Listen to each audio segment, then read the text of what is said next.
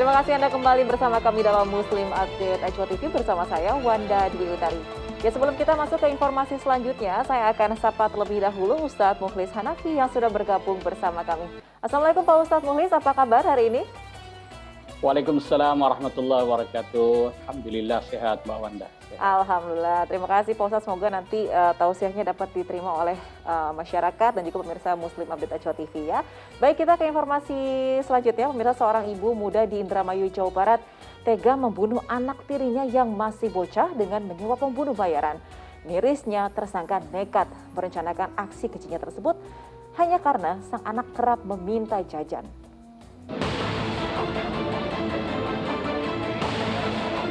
Entah apa yang merasuki pikiran ibu muda di Indramayu, Jawa Barat ini yang tega membunuh anak tirinya dengan menyewa pembunuh bayaran. Ya, usai merencanakan dan mengeksekusi bocah berusia 7 tahun, Sania dan sang pembunuh bayaran bernama Saifuddin akhirnya diringkus tim Satreskrim Polres Indramayu di rumahnya masing-masing. Peristiwa pembunuhan terungkap setelah polisi melakukan penyelidikan termasuk memeriksa sejumlah saksi serta tes DNA pasca ditemukan jenazah bocah di sungai dalam kondisi membusuk dan sulit dikenali. Sakit hati dikarenakan anak tirinya ini yang berumur 7 tahun sering ngamuk,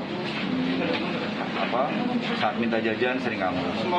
Nah, akhirnya lama-kelamaan mungkin timbul rasa kesal dan berpikiran untuk menghilangkan nyawa daripada anak yang merupakan anak tirinya ini. Diketahui sehari-hari bocah malang itu tinggal bersama ibu tirinya, sedangkan sang ayah bekerja sebagai pelaut. Selain menangkap para pelaku, polisi juga mengamankan barang bukti berupa baju korban dan sepeda motor milik tersangka. Kini para tersangka dijerat dengan ancaman maksimal hukuman mati. Maruli Habibi melaporkan dari Indramayu, Jawa Barat.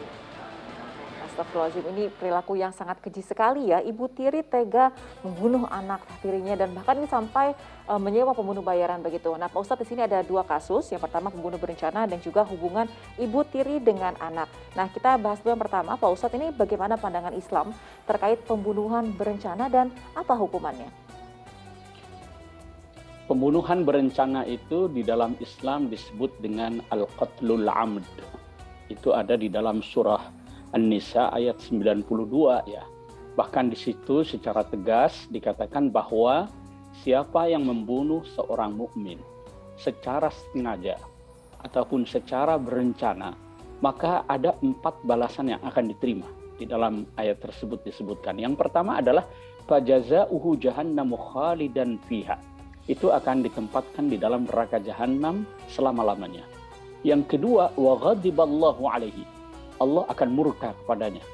Kemudian yang ketiga adalah wala'anahu, akan dilaknat oleh Allah Subhanahu wa taala, dan yang keempat adalah wa a'adda lahu 'adzaban 'azima, akan disiapkan balasan berupa siksa yang amat pedih. Ini hukuman bagi pembunuh secara sengaja atau berencana. Oleh karenanya di dalam Islam, pembunuhan secara berencana ini masuk dalam kategori akbarul kabair.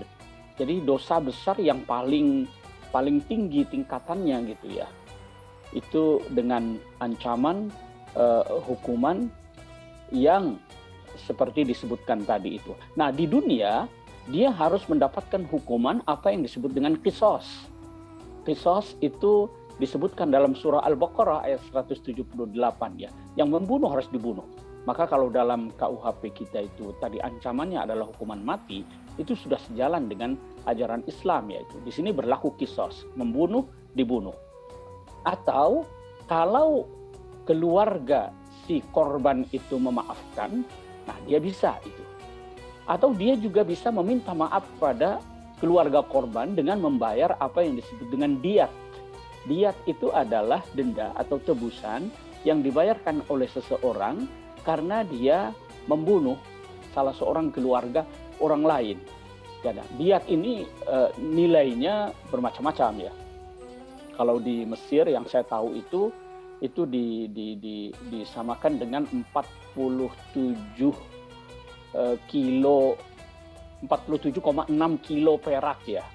Bahkan kalau di Saudi Arabia itu bertingkat-tingkat itu miliaran itu ya kalau di kurs ke kita itu.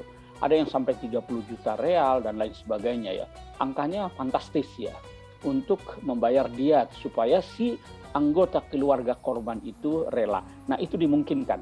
Jadi bisa dilakukan kisos, hukuman mati, bisa juga mendapatkan pengampunan dari keluarga korban secara cuma-cuma, ada yang dengan melalui tebusan atau diat tadi itu. Itu ketentuan yang ada di dalam Al-Quran maupun di dalam Islam secara umum. Ya, artinya ini hukuman di dunia pun di akhirat ini sama-sama berat begitu ya Pak Ustadz. Nah, ini hubungan antara ibu tiri dan anaknya memang banyak sekali cerita yang tidak baik begitu. Tapi ada juga yang hubungan antara ibu tiri dan juga anak itu berhubungan dengan baik. Nah, kira-kira apa saja sih Pak Ustadz yang perlu diperhatikan antara ibu tiri dan juga dengan anak tiri?